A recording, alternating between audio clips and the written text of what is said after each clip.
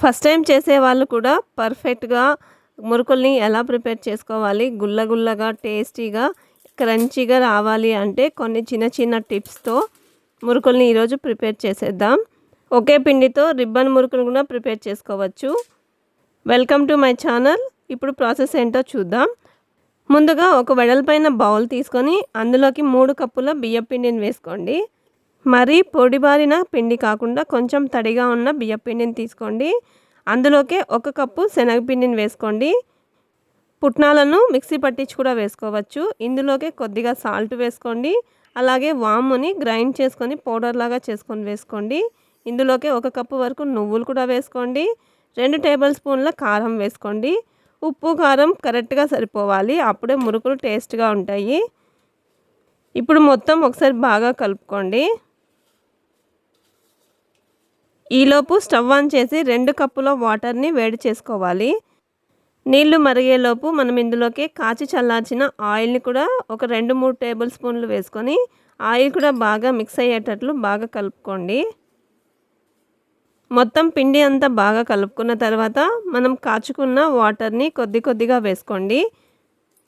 ముందుగా 1 కప్పు వాటర్ని వేసేసి కాలుతుంది కాబట్టి చూసుకొని జాగ్రత్తగా కలుపుకోండి. ఒకే పిండితో మనం రిబ్బన్ మురుకులు కూడా చేస్తాం కాబట్టి వేడి నీళ్ళు పోసుకోవాలి, లేదంటే నార్మల్ వాటర్ అయినా సరిపోతుంది. ఇప్పుడు మరో కప్పు వాటర్ కూడా వేసుకొని మెత్తగా కలిపి పిండిని పక్కన పెట్టుకోండి.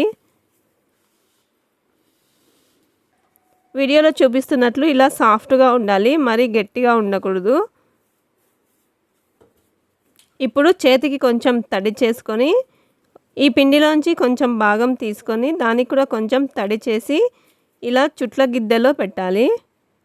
పిండి కొంచెం గట్టిగా ఉంది అంటే కొంచెం వాటర్ కూడా వేసుకొని సైడ్లో వేసి కలుపుకుంటూ, ఇక్కడ నేను సింగిల్ హోల్ ఉన్న ప్లేట్ని తీసుకుంటున్నాను. మీకు కావాలంటే త్రిబుల్ హోల్ ఉన్నది కూడా తీసుకోవచ్చు. మురుకుల గిద్దకు కొంచెం తడి చేసి ఆ తర్వాత పిండి పెట్టుకోండి. ఇందులో 5 రకాల ప్లేట్లు ఉంటాయి. 1 కారపూసది, అలాగే star hole, 3 holes, plain holes, అలాగే రిబ్బన్వి ఉంటుంది. మనం ఇక్కడ 3 ప్లేట్స్ని యూస్ చేసి 3 రకాలైన మురుకుల్ని ఒకే పిండితో తయారు చేస్తాము.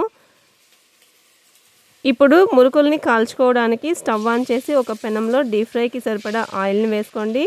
ఆయిల్ బాగా కాలుతున్నప్పుడు ఈ మురుకుల పిండిని పిండుకోవాలి. వీడియోలో చూపిస్తున్న విధంగా అయినా పిండుకోవచ్చు, లేదంటే చిన్న పేపర్ పైన పిండుకొని తర్వాత అయినా ఆయిల్లో వేసుకోవచ్చు.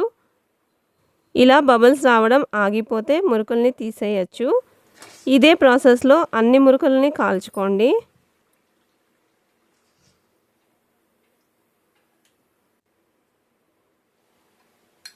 ఇప్పుడు రిబ్బన్ హోల్స్ ఉన్న ప్లేట్ని వేసి రిబ్బన్ మురుకులు కూడా కొన్నిగా కాల్చుకుందాము. సగం పిండి అలా, సగం పిండి ఇలా కాల్చుకుందాము.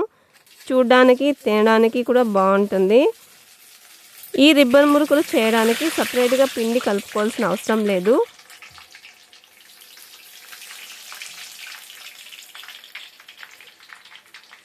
ఇది కూడా ఇప్పుడు పూర్తిగా బబుల్స్ ఆగిపోయిన తర్వాత తీసేసి పక్కన పెట్టుకోండి. ఇదే ప్రాసెస్లో మన పిండిని మొత్తం మురుకుల్లాగా కాల్చుకోండి.